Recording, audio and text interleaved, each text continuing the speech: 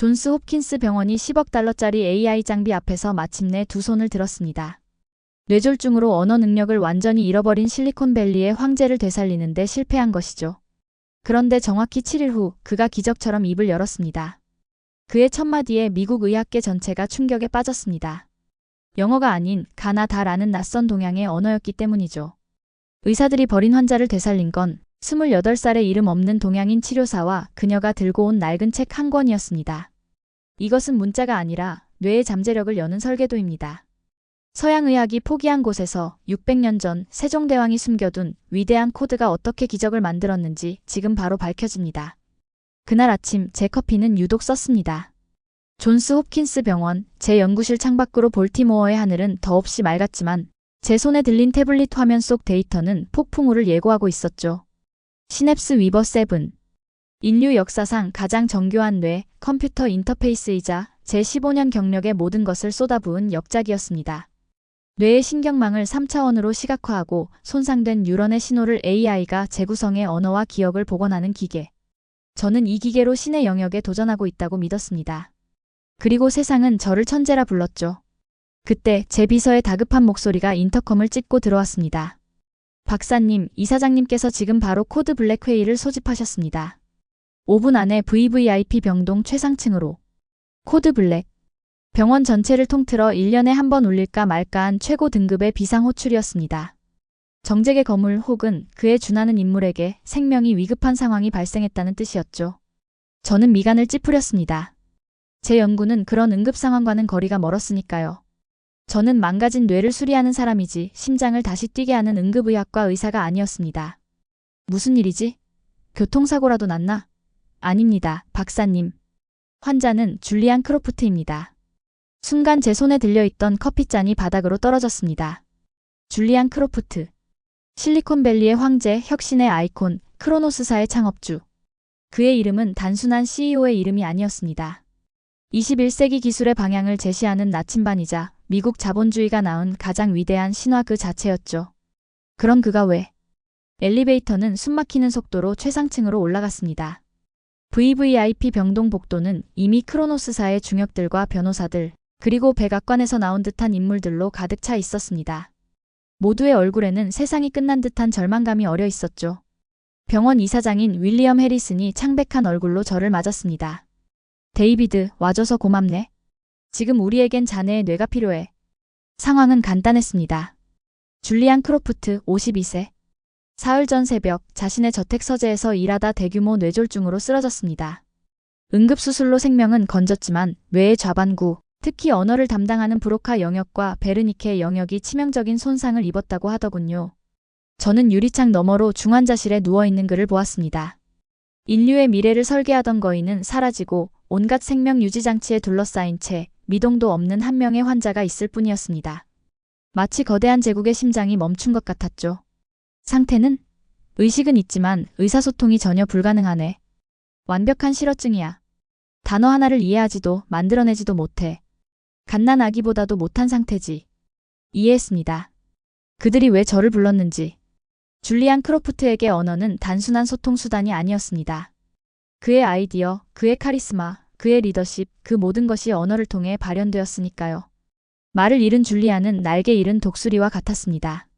크로노스사의 주가는 이미 폭락하기 시작했고 그가 추진하던 차세대 OS 프로젝트는 좌초될 위기였죠. 이것은 한 개인의 비극을 넘어 미국 경제 전체를 뒤흔들 수 있는 재앙이었습니다. 저는 자신만만하게 말했습니다. 제가 할 수 있습니다. 아니, 저만이 할 수 있습니다. 시냅스 위버치를 준비시키십시오. 제 눈에는 두려움이 없었습니다. 오히려 흥분과 야망이 타오르고 있었죠. 줄리안 크로프트의 뇌. 인류 최고의 지성이 담긴 그곳을 탐험하고 제 기술로 완벽하게 복원한다. 이것은 제 경력의 정점이 될 것이고 어쩌면 노벨상의 주인을 바꿀 사건이 될 터였습니다. 그로부터 24시간 후 줄리안은 특수 제작된 유로 리커버리 룸으로 옮겨졌습니다. 방 중앙에는 10억 달러짜리 예술품처럼 빛나는 시냅스 위버 7이 위용을 드러내고 있었죠. 수백 개의 센서가 달린 헬멧이 그의 머리에 씌워지고 거대한 스크린에는 그의 뇌 활동이 실시간으로 3D 그래픽으로 구현되기 시작했습니다. 제 팀원들은 모두 MIT와 스탠퍼드에서 스카우트한 최고의 천재들이었습니다. 저는 그들 앞에서 브리핑을 시작했죠. 여러분, 지금부터 우리는 인류 역사상 가장 위대한 뇌를 재건축하는 프로젝트를 시작합니다. 스크린에 줄리안의 뇌 지도가 나타났습니다. 대부분의 영역은 건강한 초록색으로 빛났지만 좌측 측두엽 부근은 폭격을 맞은 도시처럼 검붉게 변해 있었습니다. 언어의 고속도로가 끊어진 것이죠. 상황을 쉽게 비유해보죠. 그의 뇌는 세상의 모든 지식이 담긴 거대한 도서관입니다. 책들은 모두 제자리에 꽂혀 있어요. 하지만 그 책을 찾고 읽고 다른 사람에게 설명해주던 사서가 사라진 겁니다. 우리는 시냅스 위버 7이라는 인공지능 사서를 투입해 사라진 사서를 대체할 새로운 길을 만들 겁니다. 작동 원리는 간단했습니다. 뇌가 사과라는 단어를 떠올리려 할 때 발생하는 미세한 전기 신호를 AI가 포착합니다. 비록 그 신호가 끊어진 언어 중추까지 도달하지 못하더라도 AI는 그 신호의 의도를 분석해 가장 가까운 우회로를 찾아냅니다. 그리고 그 경로를 반복적으로 자극해 마치 숲속에 새로운 오솔길을 내듯 뇌에 새로운 언어 회로를 새기는 것이죠. 첫 번째 목표는 가장 기본적인 단어 yes와 no입니다. 시작하지. 제 명령과 함께 시냅스 위버 7이 낮은 허밍 소리를 내며 작동하기 시작했습니다. 우리는 줄리안에게 yes라고 답해야 하는 간단한 질문들을 반복해서 들려주며 그의 뇌가 어떻게 반응하는지를 관찰했습니다. 스크린에는 수억 개의 데이터가 폭포수처럼 쏟아졌습니다. 몇 시간 동안은 아무런 변화도 없었죠. 그의 뇌는 침묵하는 바다와 같았습니다. 바로 그때였습니다. 팀원 중 하나가 소리쳤습니다. 박사님, 저기 델타파에서 이상 신호가 감지됩니다. 스크린 한 구석, yes라는 의도와 연관된 특정 뇌파 패턴이 미세하게 나타났다 사라졌습니다. 아주 희미했지만 분명한 신호였어요. 절망의 어둠 속에서 발견한 작은 불씨 같았죠. 잡았어. AI 해당 패턴을 증폭시켜. 우회로 탐색 시작. AI는 즉시 가장 효율적인 신경망 경로를 계산해냈고 그 부위에 정밀한 자기장 자극을 보내기 시작했습니다. 모두가 숨을 죽였습니다. 1분, 2분 영원처럼 느껴지는 시간이 흘렀습니다. 줄리안의 입에서 아주 작은 소리가 새어나왔습니다. 의미를 알 수 없는 신음이었지만 지난 며칠간 식물처럼 누워있던 그가 처음으로 내뱉은 소리였습니다. 관제실에서는 작은 환호성이 터져나왔습니다. 저는 미소를 지었죠. 역시 제 기술은 틀리지 않았습니다. 첫 주는 희망으로 가득 찼습니다. 줄리안은 같은 단음절을 내뱉기 시작했고 오른쪽 손가락을 미세하게 움직여 우리의 질문에 긍정과 부정을 표현하기도 했습니다. 월스트리트는 환호했고 크로노스사의 주가는 다시 치솟기 시작했죠. 언론은 저를 현대의 프로메테우스, 외의 비밀을 푼 사나이라고 칭송했습니다. 저는 그 찬사를 당연하게 받아들였습니다. 하지만 문제는 그 다음부터였습니다.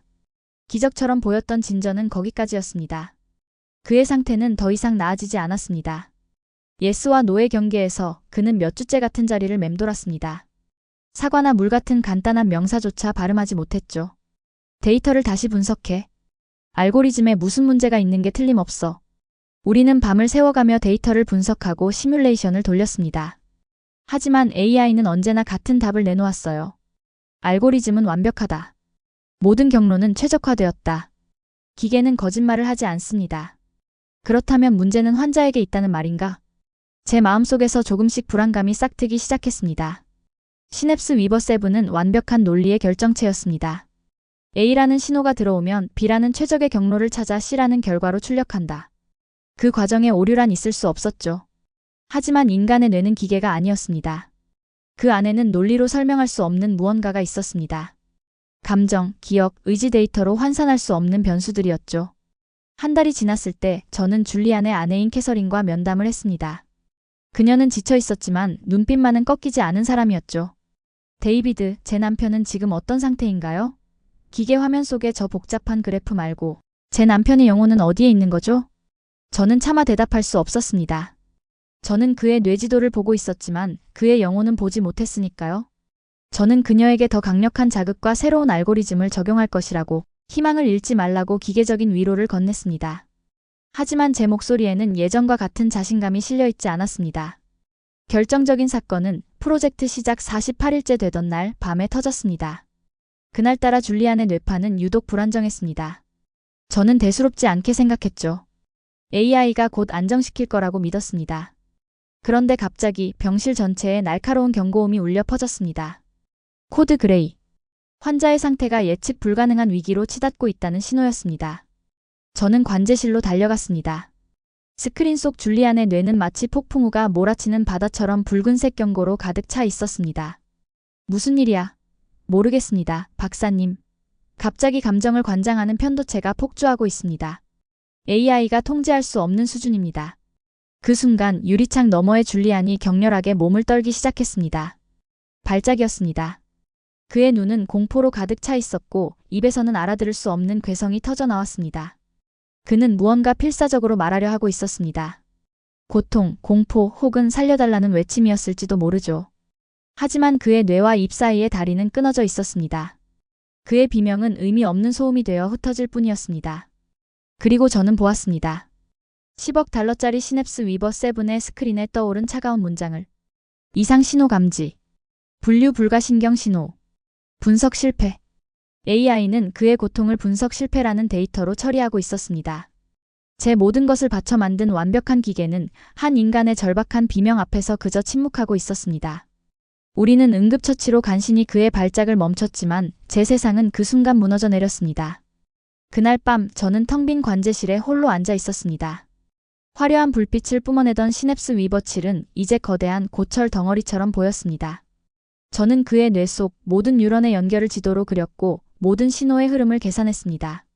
하지만 정작 그 안에 갇힌 사람을 보지 못했습니다. 우리는 뇌의 모든 것을 안다고 자만했지만 결국 아무것도 모르고 있었던 겁니다. 실리콘밸리의 황제 줄리안 크로프트. 그는 여전히 침대에 누워 말이 없었습니다.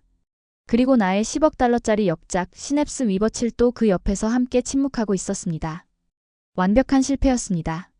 저는 마침내 인정할 수밖에 없었죠. 현대의학 그리고 나 데이비드 로버츠는 길을 잃었습니다. 패배의 공기는 무겁고 차가웠습니다. 줄리안의 발작 이후 VVIP 병동의 분위기는 축제에서 장례식으로 바뀌었죠. 한때 저를 영웅처럼 떠받들던 사람들은 이제 저를 마치 폐잔병처럼 쳐다봤습니다. 병원 이사회는 매일 아침 저를 사문회에 가까운 회의로 불러내 진전 상황을 압박했습니다. 진전. 그들에게는 오직 그 단어만이 중요했죠. 데이비드, 월스트리트에서는 자네가 마법을 부릴 거라 기대하고 있네. 그런데 지금 이게 뭔가?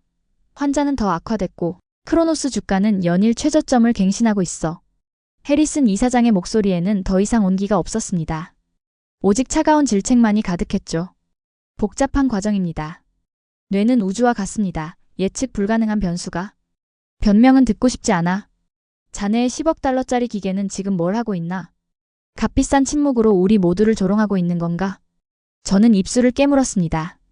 그들의 비난은 칼날이 되어 제 자존심을 난도질했지만 단 한마디도 반박할 수 없었습니다. 사실이었으니까요. 시냅스 위버 7은 더 이상 치료 장비가 아니었습니다. 제 실패를 증명하는 거대한 기념비일 뿐이었죠. 우리는 모든 치료를 중단했습니다. AI의 섣부른 자극이 또다시 발작을 유발할 수 있다는 공포가 연구실 전체를 지배했습니다.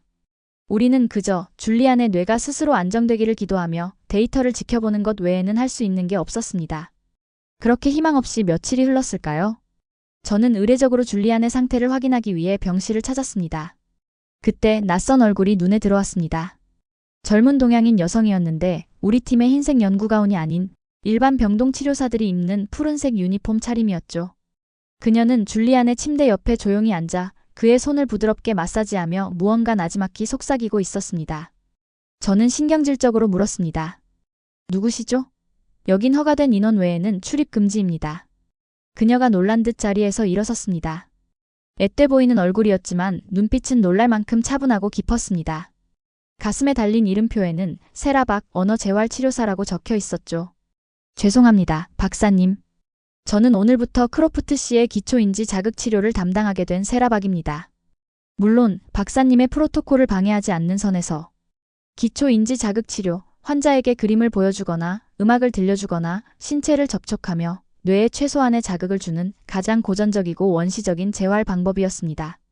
시냅스 위버 7의 정교한 데이터 분석에 비하면 그건 거의 민간요법 수준의 행위였죠. 저는 코웃음을 쳤습니다.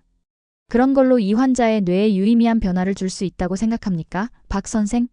아니요. 하지만 뇌가 길을 잃었을 때 때로는 가장 단순한 이정표가 도움이 되기도 합니다. 그녀의 대답은 제 예상을 벗어나는 것이었습니다. 저는 짜증스럽게 손을 내저으며 병실을 나왔습니다. 지금 제게 필요한 건 저런 감상적인 위로가 아니라 데이터를 돌파할 과학적 해법이었으니까요. 하지만 그날 오후 세라박이 제 연구실 문을 두드렸습니다. 그녀의 손에는 낡은 책 한 권과 직접 그린 듯한 도표 몇 장이 들려 있었죠. 로버츠 박사님, 잠시만 시간을 내주실 수 있겠습니까? 드릴 말씀이 있습니다. 저는 거절하려 했습니다. 하지만 그녀의 눈빛에는 무례하다고 치부하기엔 너무나 진지한 무언가가 담겨 있었습니다. 마지못해 들어오라는 손짓을 했죠. 그녀는 제 책상 앞에 섰습니다. 제 책상 위에는 최신 뇌과학 저널과 복잡한 fMRI 데이터가 산더미처럼 쌓여 있었죠. 그녀가 가진 것과는 너무나 이질적인 풍경이었습니다. 결론부터 말씀드리겠습니다. 박사님. 저는 크로프트 씨를 다시 말하게 할 방법을 찾은 것 같습니다. 저는 실소를 터뜨릴 뻔했습니다. 이 병원의 모든 석학들과 10억 달러짜리 AI가 실패한 일을 이 젊은 언어치료사가 방법을 찾았다고? 박 선생. 지금 농담할 기분 아니라는 거 알 텐데요. 농담이 아닙니다. 박사님께서는 지금 끊어진 고속도로를 다시 이으려고 하고 계십니다. 하지만 그건 불가능에 가깝죠. 제 생각은 다릅니다. 고속도로가 사라졌다면 좁더라도 새로운 시골길을 내야 합니다.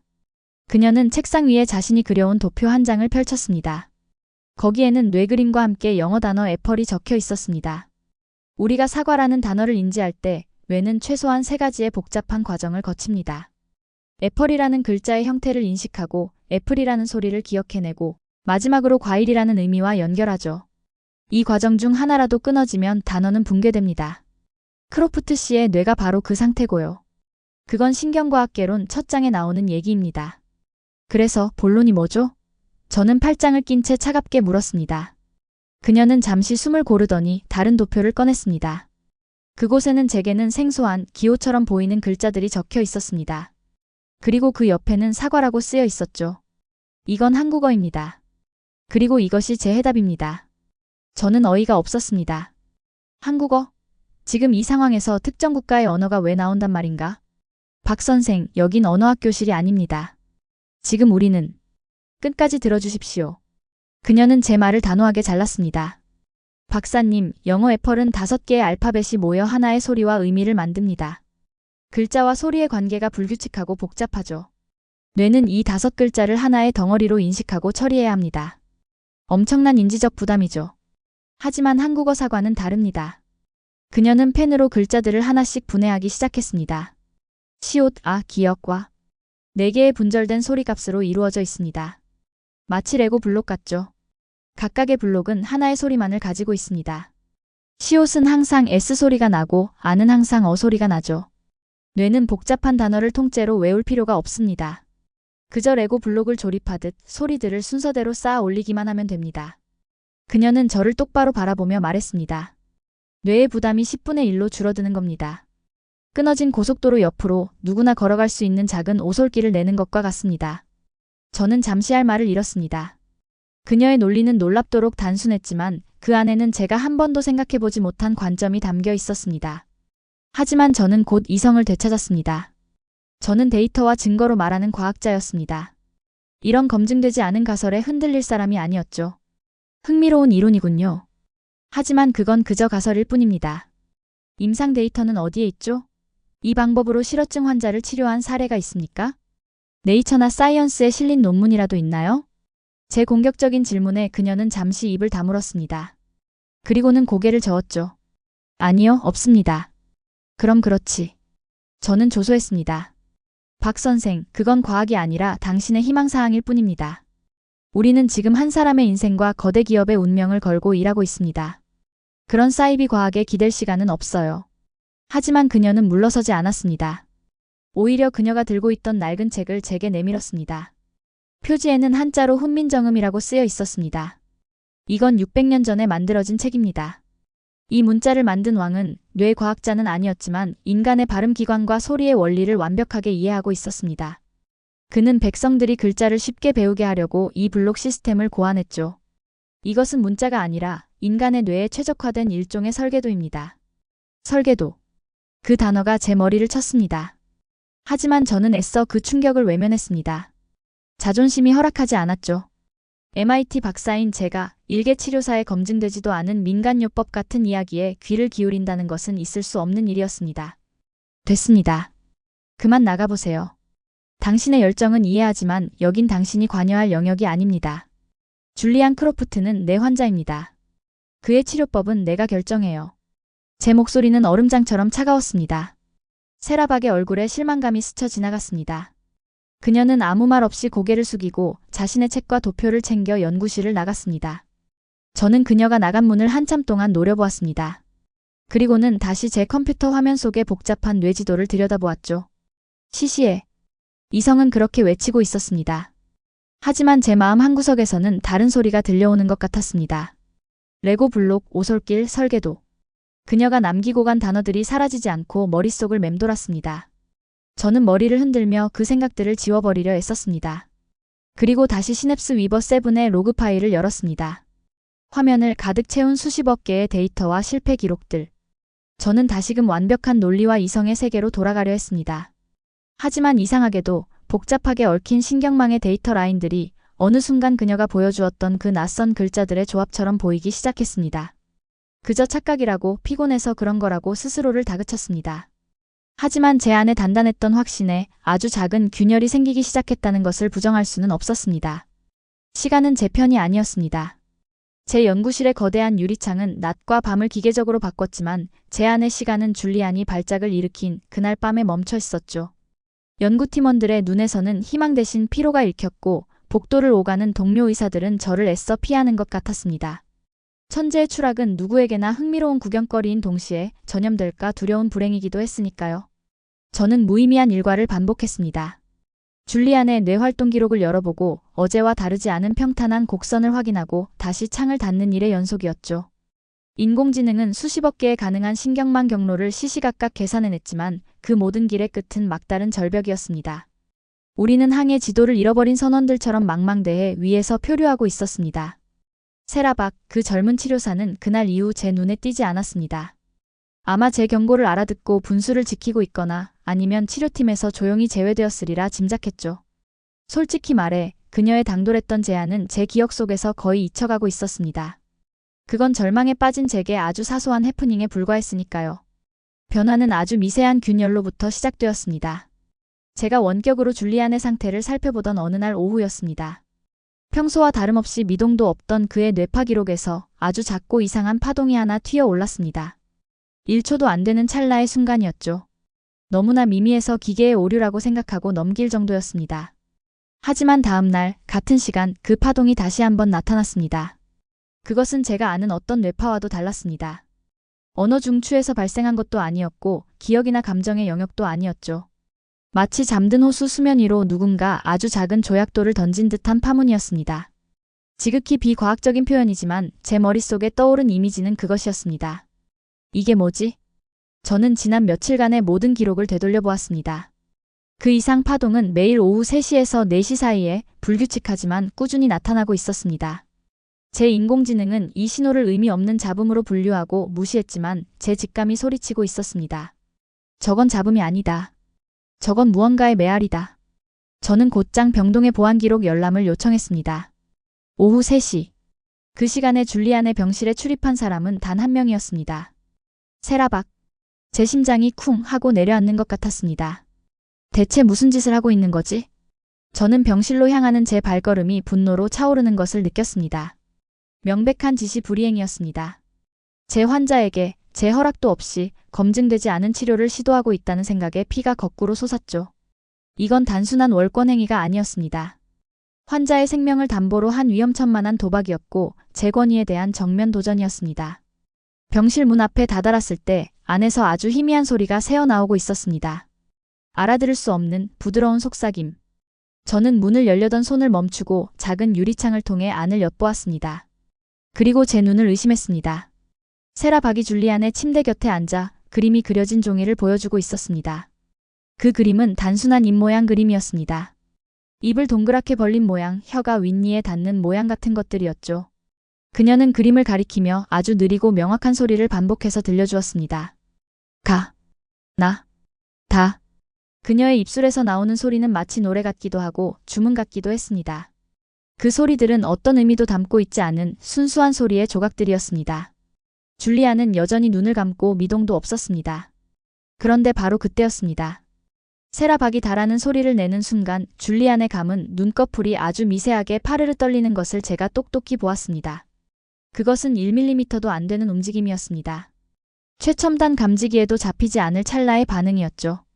하지만 어둠 속에서 빛을 찾아 헤매던 제 눈에는 그 작은 떨림이 마치 거대한 폭발처럼 보였습니다. 동시에 저는 혼란에 휩싸였습니다. 저건 우연의 일치일 뿐이다. 근육의 무의식적인 경련이겠지. 제 안의 과학자가 그렇게 속삭였습니다. 하지만 제 가슴은 다른 말을 하고 있었죠. 저건 반응이다. 그의 뇌가 저 순수한 소리에 응답하고 있다. 그 순간 병실 문이 열리며 줄리안의 아내 캐서린이 들어왔습니다. 그녀는 안을 들여다보는 저를 발견하고는 조용히 제게 다가와 복도 한쪽으로 이끌었습니다. 그녀의 얼굴에는 제가 처음 보는 종류의 표정이 떠올라 있었습니다. 절망도 체념도 아닌 아주 위태롭고 작은 희망의 그림자였습니다. 박사님, 저도 알고 있습니다. 세라가 박사님의 허락 없이 남편에게 다른 방법을 쓰고 있다는 걸요. 저는 차갑게 대꾸했습니다. 알고 계셨다니 더 문제군요. 당장 중단시켜야 합니다. 환자에게 어떤 부작용을 일으킬지 모르는 위험한 행동입니다. 위험요? 캐서린이 제 눈을 똑바로 쳐다보며 물었습니다. 박사님의 완벽한 기계가 제 남편을 고통 속에 몰아넣었을 때보다 더 위험한 게 있을까요? 저는 지난 2달 동안 제 남편이 살아있는 기계 부품처럼 누워있는 걸 지켜만 봐야 했습니다. 하지만 세라가 온 뒤로 아주 작은 변화가 생겼어요. 그녀는 떨리는 목소리로 말을 이었습니다. 어제였어요.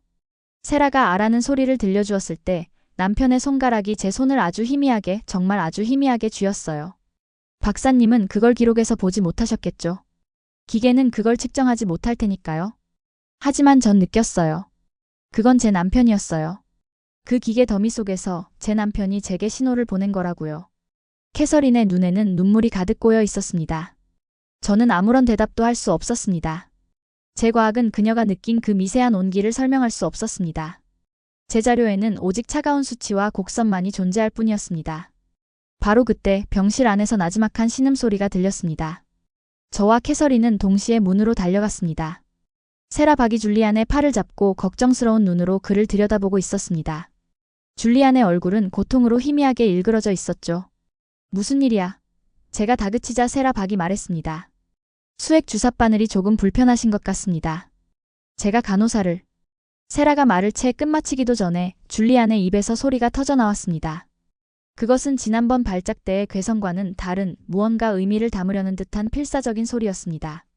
아! 그의 입이 힘겹게 벌어지며 그 소리를 만들어냈습니다. 그리고 다음 순간 그의 손가락이 고통스러운 듯 주삿바늘이 꽂힌 자신의 팔을 가리켰습니다. 파! 아파! 그것은 단어라고 할 수도 없는 2개의 분절된 소리의 나열이었습니다. 하지만 그 방에 있는 우리 3사람은 모두 얼어붙었습니다. 그 소리가 무엇을 의미하는지 너무나도 명확하게 이해했기 때문입니다. 아프다. 그는 자신의 고통을 표현해냈습니다. 최첨단 인공지능이 온갖 질문과 자극에도 이끌어내지 못했던 자신의 상태에 대한 최초의 언어적 표현이었습니다. 제 머릿속은 하얗게 비어버렸습니다. 지난 2달간 제가 했던 모든 노력, 수백만 줄의 부호, 수십억 개의 신경망 자료가 주마등처럼 스쳐 지나갔습니다. 그 모든 것이 이 단순하고 원초적인 2개의 음절 앞에서 무너져 내렸습니다. 세라박의 눈에서도 눈물이 흐르고 있었습니다. 그것은 승리의 눈물이 아니었습니다. 한 인간의 고통에 깊이 공감하는 자의 눈물이었죠. 그녀는 제게 무언가 증명하려던 것이 아니었습니다. 그저 갇혀있는 한 사람의 목소리를 세상 밖으로 꺼내주려 했을 뿐이었습니다. 저는 고개를 돌려 시냅스 위버 7의 기록 화면을 보았습니다. 화면에는 여전히 분류 불가 신호라는 문구만 깜빡이고 있었습니다. 제 완벽한 기계는 눈앞에서 벌어진 이 작은 기적을 여전히 이해하지 못하고 있었습니다. 그 순간 저는 깨달았습니다. 저는 뇌라는 우주를 탐험하는 지도 제작자를 자처했지만 정작 별의 속삭임을 듣는 법을 잊고 있었습니다. 저는 숲의 모든 나무를 세는 데만 몰두했을 뿐 숲 전체를 관통하는 바람의 노래를 듣지 못했던 겁니다. 캐서린이 제게 다가왔습니다. 그녀의 목소리는 이제 흔들리지 않았습니다. 박사님, 이제 어떻게 하시겠습니까? 그녀의 질문은 제게 선택을 강요하고 있었습니다. 지금까지의 내 모든 이론과 명성, 자존심을 지키기 위해 눈앞의 기적을 외면할 것인가?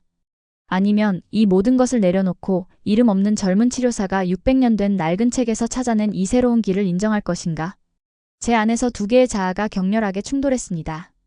과학자로서의 이성과 한 명의 의사로서의 양심. 위기는 제 환자에게 찾아온 것이 아니었습니다. 바로 저 데이비드 로버츠에게 찾아온 것이었습니다. 아파. 그 두 음절은 제 세상의 축을 옮겨 놓았습니다. 그날 이후 제 연구실의 밤은 더 이상 좌절의 어둠이 아니었습니다. 그것은 새로운 별자리를 찾아내려는 탐험가의 설렘으로 가득 찼죠. 저는 수치와 곡선 뒤에 숨겨진 인간의 영혼을 보았고 제 오만한 과학은 비로소 겸손을 배우기 시작했습니다. 다음 날 아침 저는 이사회의 정기회의에 참석했습니다. 해리슨 이사장은 여느 때처럼 저를 몰아세울 준비가 되어 있었죠. 그의 눈에는 제가 이제 쓸모를 다한 말썽꾼 정도로 비치는 듯 했습니다. 데이비드, 더 이상 변명은 듣고 싶지 않네. 오늘 이 자리에서 줄리안 크로프트의 치료에 대한 자네의 최종 계획을 결정해야겠어. 이대로 시간을 끌다가는 병원의 신뢰도까지 바닥을 치게 될 걸세. 회의실의 모든 눈이 제게로 향했습니다. 그들은 제 입에서 나올 또 다른 실패의 변주곡을 예상하고 있었겠죠. 저는 잠시 숨을 골랐습니다.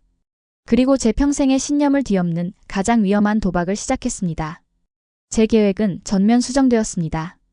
회의실의 미묘한 술렁임이 이렇습니다. 지금부터 줄리안 크로프트의 주된 치료는 시냅스 위버가 아닌 세라 박의 언어 재활 프로그램을 중심으로 진행될 겁니다. 제 역할은 그 과정을 첨단 장비로 관찰하고 그 효과를 과학적으로 증명하는 보조적인 역할에 국한될 것입니다.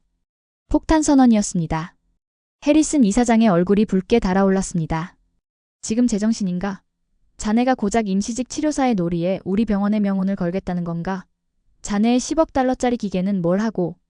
그 10억 달러짜리 기계가 해내지 못한 일을 세라 박의 방식이 어제 해냈습니다. 줄리안 크로프트는 어제 2달 만에 처음으로 자신의 고통을 표현했습니다. 이것은 단순한 발성이 아닙니다. 뇌 안에서 의도와 소리가 성공적으로 결합했다는 명백한 증거입니다. 저는 제 개인 단말기를 회의실 중앙 화면에 연결했습니다. 그리고 어제 그 순간 줄리안의 뇌에서 포착된 미세한 파동 그래프를 띄웠습니다. 이것이 그 증거입니다. 인공지능이 분류 불가잡음으로 처리했던 바로 그 신호입니다. 우리는 이 신호의 의미를 기계가 아닌 우리 귀로 직접 들었습니다. 하지만 그들은 제 데이터를 믿으려 하지 않았습니다. 그들에게 중요한 것은 과학적 명분과 병원의 체면이었죠. 한 이사가 비웃으며 말했습니다. 고작 원숭이의 울음소리 같은 것을 가지고 침소봉대하는 것 아닌가? 그게 의학적으로 어떤 의미가 있다는 건지 도무지 이해할 수가 없군. 바로 그때였습니다. 회의실 문이 조용히 열리고 줄리안의 아내 캐서린이 변호사와 함께 들어왔습니다. 그녀의 손에는 법적 효력을 가진 서류 한 장이 들려 있었죠. 이해하실 필요 없습니다. 결정은 제가 할 테니까요. 그녀는 서류를 테이블 위에 올려놓았습니다. 이것은 제 남편의 법적 보호자로서 그의 모든 의료행위에 대한 결정권을 위임받은 서류입니다. 저는 지금부터 제 남편의 주치의 권한을 데이비드 로버츠 박사와 세라 박 치료사에게 공동으로 위임합니다. 두 사람의 합의 없이는 그 어떤 치료도 중단하거나 변경할 수 없습니다. 회의실은 얼음물을 끼얹은 듯 조용해졌습니다. 해리슨 이사장의 입술이 파르르 떨렸죠. 캐서린은 저를 돌아보며 나지막히 말했습니다. 박사님, 어제 제 남편의 목소리를 듣게 해주셔서 감사합니다. 이제 모든 걸 박사님과 세라에게 맡기겠습니다. 그것은 제게 주어진 마지막 기회이자 가장 무거운 신뢰였습니다. 그날 이후 줄리안의 병실은 세상에서 가장 기묘한 실험실이 되었습니다. 한쪽에서는 세라박이 그림카드와 입모양 거울 같은 가장 원시적인 도구로 줄리안과 마주 앉았고 다른 한쪽에서는 저와 제 팀원들이 수십억 개의 정보를 처리하는 최첨단 장비의 화면을 응시했습니다. 우리는 마치 서로 다른 시대에서 온 두 명의 탐험가 같았죠. 세라의 방식은 제 상상을 초월했습니다. 그녀는 단어를 가르치지 않았습니다. 대신 소리가 만들어지는 원리를 가르쳤죠. 자, 보세요. 혀를 동그랗게 말고 입천장에 가볍게 대보세요. 그 상태에서 숨을 내뱉으면 그 소리가 나요. 아주 부드럽게. 그녀는 거울을 보며 자신의 입모양을 보여주었고 줄리안은 갓난아기가 엄마를 흉내내듯 힘겹게 그 모양을 따라했습니다. 저는 관제실에서 그 모습을 지켜보며 동시에 그의 뇌지도를 살폈습니다. 줄리안이 그 소리를 내려 애쓸 때마다 그의 뇌 속 잠들어 있던 운동 피질의 아주 작은 부위가 희미하게 빛을 발했습니다. 그 빛은 언어 중추가 아닌 혀와 입술의 움직임을 관장하는 영역이었죠. 알겠어. 이건 마치 망가진 엔진을 버리고 손으로 직접 노를 젓는 것과 같아. 저는 팀원들에게 설명했습니다.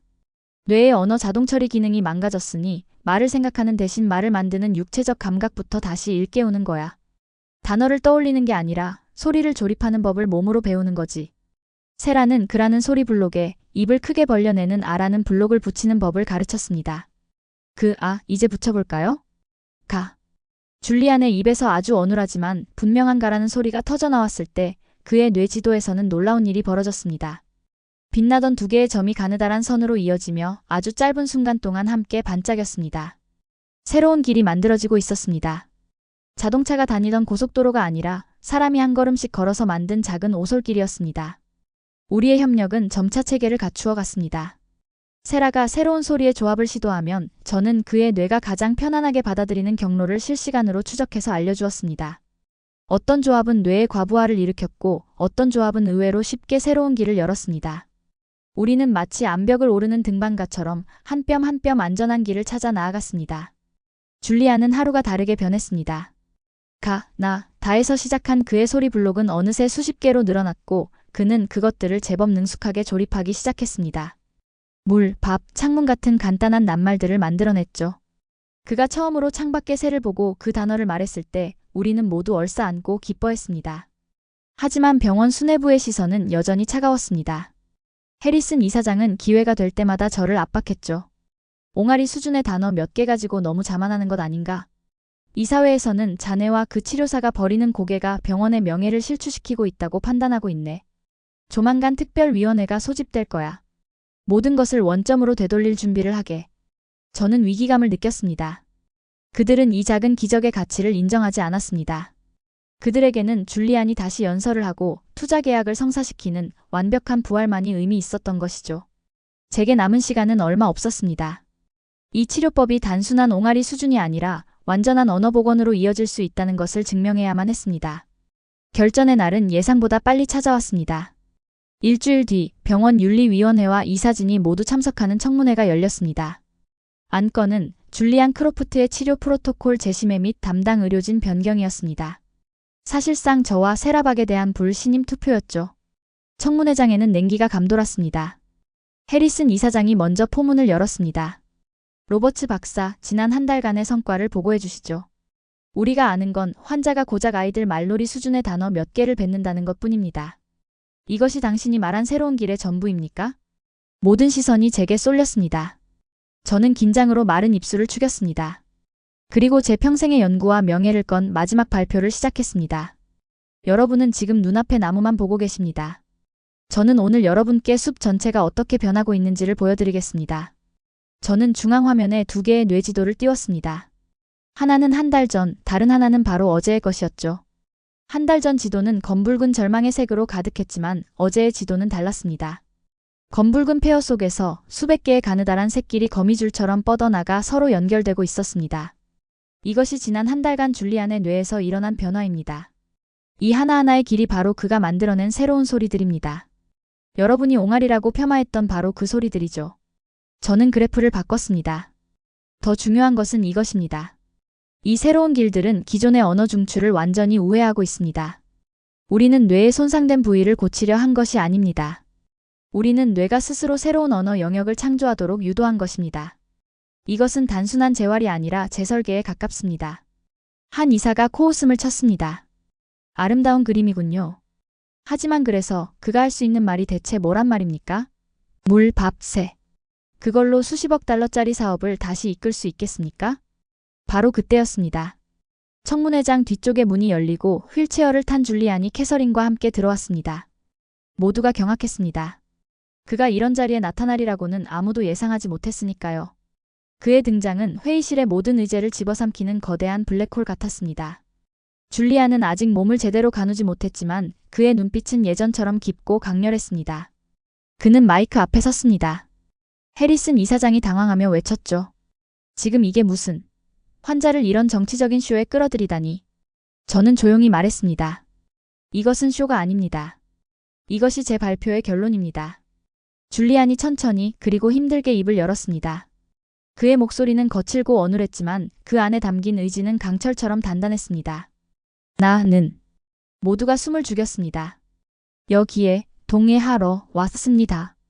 그는 7개의 음절을 마치 무거운 바위를 하나씩 옮기듯 힘겹게 내뱉었습니다. 문법적으로 완벽하지도 발음이 유창하지도 않았습니다. 하지만 그 문장은 그 자리에 있는 모두의 심장을 꿰뚫었습니다. 그것은 단순한 단어의 나열이 아니었습니다. 자신의 의지를 관철시키기 위해 가장 복잡하고 논리적인 문장을 스스로 조립해낸 것입니다. 그는 자신의 생각을 자신의 언어로 세상에 다시 한번 선언했습니다. 회의실은 절대적인 침묵에 휩싸였습니다. 해리슨 이사장의 얼굴은 하얗게 질려 있었습니다. 그는 자신의 눈앞에서 벌어진 기적을, 자신의 귀로 들린 명백한 증거를 부정할 수 없었습니다. 줄리아는 저와 세라 박을 번갈아 보았습니다. 그리고 그는 다시 한번 아주 조금은 더 부드러워진 목소리로 우리 모두의 운명을 결정지을 마지막 한마디를 내뱉었습니다. 고맙습니다. 그 네 글자는 제 심장에 뜨거운 낙인처럼 새겨졌습니다. 그것은 600년 전 백성을 사랑했던 한 군주의 마음이 절망에 빠진 한 시대를 구원한 기적의 메아리였습니다. 청문회장의 그 절대적인 침묵은 오래된 시대의 종언을 알리는 소리 없는 아우성이었습니다. 줄리안의 그 네 글자는 단순한 감사의 표현이 아니었죠. 그것은 데이터가 감성을 이길 수 없으며 효율이 사람을 앞설 수 없다는 이 시대의 가장 장엄한 선언이었습니다. 그날 이후 병원의 공기는 완전히 바뀌었습니다. 차갑게 저를 외면하던 동료들은 이제 제게 다가와 조용히 어깨를 두드리며 경의를 표했습니다. 해리슨 이사장은 더 이상 저를 찾지 않았습니다. 그는 자신의 거대한 성체가 가장 작은 인간의 목소리 앞에서 얼마나 허무하게 무너질 수 있는지를 똑똑히 목격했으니까요. 한 달 뒤 저는 줄리안과 함께 병원 옥상 정원을 거닐고 있었습니다. 그는 여전히 휠체어에 의지했지만 그의 얼굴에는 과거 실리콘밸리를 호령하던 제왕의 평온함이 깃들어 있었죠. 그는 재활 과정에서 배운 낱말들을 조립해 느리지만 깊은 울림이 있는 문장들을 만들어내곤 했습니다. 데이비드, 나는 평생 세상을 숫자로 보았소. 그가 하늘을 보며 말했습니다. 더 빠른 속도, 더 높은 효율, 더 많은 연결, 그것이 내 세상의 전부였지. 그런데 나는 정작 나 자신과 연결되는 법을 잊고 살았더군. 저는 그의 말에 조용히 귀를 기울였습니다. 뇌가 멈춘 그 어둠 속에서 나는 처음으로 소리를 보았소. 가라는 소리가 어떻게 내 혀끝에서 태어나는지를 느꼈지. 그건 창조였어. 내가 평생 해왔던 그 어떤 발명보다 위대한 창조. 그의 말은 제 심장을 관통하는 깨달음이었습니다. 저는 뇌의 지도를 그렸지만 그는 뇌의 우주를 여행하고 돌아온 참이었습니다. 우리는 더 이상 의사와 환자가 아니었습니다. 길을 잃었던 한 영혼과 그 영혼을 통해 새로운 지도를 발견한 탐험가였죠. 세상의 반응은 거대한 파도처럼 밀려왔습니다. 처음에는 의학계 내부의 작은 파문이었습니다. 하지만 곧 세계적인 언론들이 볼티모어의 기적이라 부르며 이 사건을 대서특필하기 시작했죠. 한 유력 방송사는 인공지능을 잠재운 600년 전의 암호라는 제목의 특집 프로그램을 방영했고 그 방송은 기록적인 시청률을 기록했습니다. 가장 놀라운 변화는 학계에서 일어났습니다. 세계 최고의 과학 학술지인 세계과학에서 제게 연락을 해왔습니다. 그들은 제 인공지능의 실패 기록과 세라 박의 재활 기록 전체를 제출해달라고 요청했죠.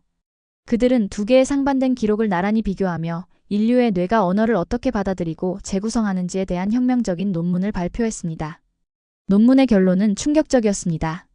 인간의 뇌는 정보를 처리하는 기계가 아니라 관계를 형성하는 정원과 같다. 한글의 자음과 모음 체계는 이 정원 안에 가장 자연스럽게 뿌리내리고 조화롭게 자라나는 씨앗임이 증명되었다. 이 논문은 전 세계 뇌과학계와 언어학계를 발칵 뒤집어 놓았습니다. 세라 박의 작은 책상에서 시작된 가설은 이제 누구도 부정할 수 없는 과학적 사실이 되어 세상에 공표된 것입니다. 우리 병원은 거대한 변화의 중심에 섰습니다. 이사회는 만장일치로 병원 내에 새로운 연구소 설립을 승인했습니다. 그들의 제안을 받은 저는 단 한 가지 조건을 내걸었죠. 연구소의 이름은 제 이름이나 병원의 이름이 아닌 이 모든 기적의 시작점이 된 이름이어야 한다고요. 그렇게 세종인지재활연구소가 문을 열었습니다. 개소식 날 연구소의 입구에는 거대한 현판이 걸렸습니다. 거기에는 붓글씨로 이렇게 쓰여 있었죠. 사람의 소리가 곧 하늘의 소리이다. 연구소는 개원과 동시에 전 세계 언어 장애 환자들의 마지막 희망이 되었습니다. 전쟁으로 마음의 상처를 입고 말을 잃어버린 아이들, 사고로 뇌를 다친 운동선수들, 나이가 들어 기억과 언어를 함께 잃어버린 노인들이 구름처럼 몰려들었습니다. 그들은 각기 다른 피부색과 언어를 가졌지만 모두가 똑같이 세라 박과 연구원들 앞에서 가, 나, 다를 배우기 시작했습니다. 그 모습은 경이로웠습니다.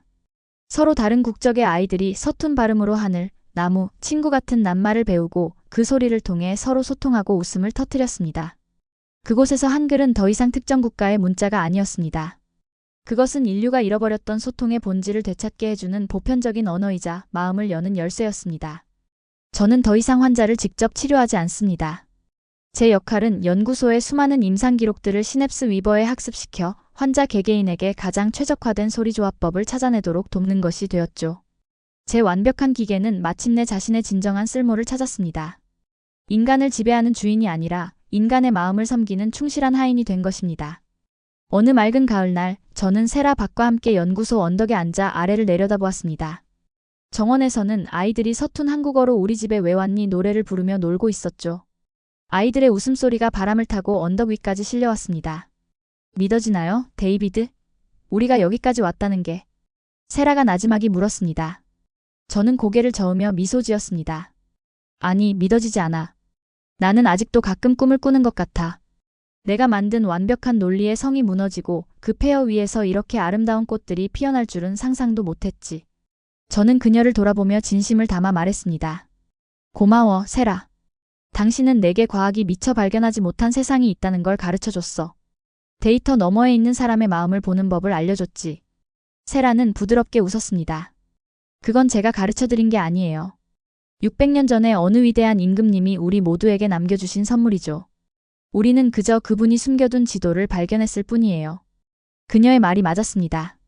우리는 무언가를 발명한 것이 아니었습니다. 이미 존재하고 있던 가장 위대한 유산을 세상이 필요로 하는 순간에 다시 꺼내놓았을 뿐이었죠. 저 멀리 줄리안 크로프트가 천천히 언덕을 걸어 올라오고 있었습니다. 이제 그는 휠체어 없이도 지팡이에 의지해 걸을 수 있었죠. 그는 자신의 회사로 돌아가지 않았습니다. 대신 자신의 모든 재산을 이 연구소에 기부하고 자신처럼 길을 잃은 사람들을 돕는 일에 여생을 바치기로 했습니다. 실리콘밸리의 황제는 사라졌지만 한 명의 따뜻한 인간이 그 자리에 새로 태어난 것입니다. 그가 우리 곁에 다가와 섰습니다. 그리고는 아이들이 뛰노는 정원을 바라보며 이제는 제법 유창해진 발음으로 말했습니다. 세상에서 가장 아름다운 소리. 그 순간 저는 모든 것을 깨달았습니다. 제가 평생을 바쳐 쫓았던 뇌 속의 신비, 그 복잡한 신경망의 비밀은 결국 아주 단순한 한 가지 진리로 통하고 있었습니다. 세상의 모든 길은 결국 마음으로 통한다는 것. 그리고 그 마음을 여는 가장 위대한 열쇠는 서로의 목소리에 귀를 기울이는 아주 작고 따뜻한 순간에 있다는 것을 말입니다. 하늘은 더없이 푸르렀고 아이들의 노랫소리는 세상에서 가장 완벽한 교향곡처럼 울려 퍼지고 있었습니다. 저는 눈을 감고 그 소리를 들었습니다. 그것은 더 이상 분석해야 할 데이터 파동이 아니었습니다. 제 심장 속에서 영원히 살아 숨쉴 희망의 노랫소리였습니다.